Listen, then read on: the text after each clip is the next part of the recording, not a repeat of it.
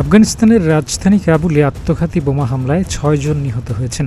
এছাড়া আহত হয়েছেন আরও ১৩ জন। কাবুলের দক্ষিণাঞ্চলীয় এলাকা কালাই বখতিয়ারে স্থানীয় সময় ২ সেপ্টেম্বর বিকেলে হামলা হয় বলে জানিয়েছে পুলিশ। পুলিশ জানিয়েছে তারা ঘটনার তদন্ত করে দেখছে।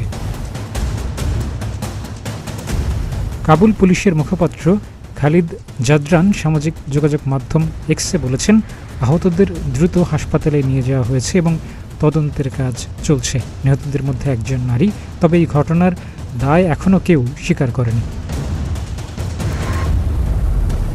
২০২১ সালে তালেবান গোষ্ঠী আফগানিস্তানের ক্ষমতায় আসে। তারপর থেকে আফগানিস্তানে সন্ত্রাসীদের হামলার সংখ্যা কমেছে। তালেবানও জানিয়েছে তারা নিরাপত্তার উপর সবচেয়ে বেশি জোর দিচ্ছে। আফগানিস্তানের নীতি নৈতিকতা বিষয়ক একগুচ্ছ নিয়মকানুন সম্প্রতি আইন হিসেবে নথিভুক্ত এবং কার্যকর করা শুরু করেছে তালেবান সরকার। আইনের আওতায় দেশটিতে নারীদের মুখ ঢেকে চলতে হবে এবং পুরুষদের দাড়ি রাখতে হবে। গাড়ি চালানোর সময় বাজানো যাবে না গান, বাদ দেওয়া যাবে না নামাজ আদায় এবং রোজা পালন। আফগানিস্তানের বিচার মন্ত্রণালয় এসব সিদ্ধান্তের কথা জানিয়েছে।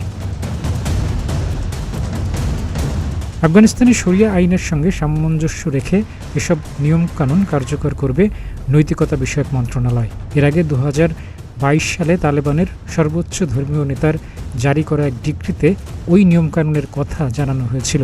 এখন সেটাই আইনে রূপ দেওয়া হয়েছে বলে জানান বিচার মন্ত্রণালয়ের মুখপাত্র। নিয়মভঙ্গের জন্য হাজারো মানুষকে আটকের ঘটনাও ইতোমধ্যে ঘটেছে। তবে নতুন করে নথিবদ্ধ নিয়মগুলো কতটা কঠোরভাবে কার্যকর করা হবে সেটা এখনও নিশ্চিত নয়। ২০০১ সালে ১১ সেপ্টেম্বর যুক্তরাষ্ট্রের টুইন টাওয়ারে হামলার ঘটনায় দায়ী করা হয় আল কায়েদা জঙ্গি গোষ্ঠীকে। এ হামলার পাল্টা জবাব হিসেবে আফগানিস্তানে আল কায়েদার ঘাঁটি লক্ষ্য করে হামলা শুরু করে যুক্তরাষ্ট্র। ২০২১ সালের ১৫ আগস্ট তালেবানদের রাষ্ট্রীয় ক্ষমতায় যাওয়ার মাধ্যমে আফগানিস্তানের সঙ্গে যুক্তরাষ্ট্র এবং যুক্তরাষ্ট্রের মিত্রদের মধ্যে প্রায় ২০ বছর মেয়াদী এ যুদ্ধ শেষ হয়। এ হামলায় আফগানিস্তানের নিরাপত্তা বাহিনীর অন্তত ৬৬,০০০ সদস্য এবং আল কায়েদার অন্তত ৫২,০০০ সদস্য নিহত হয়।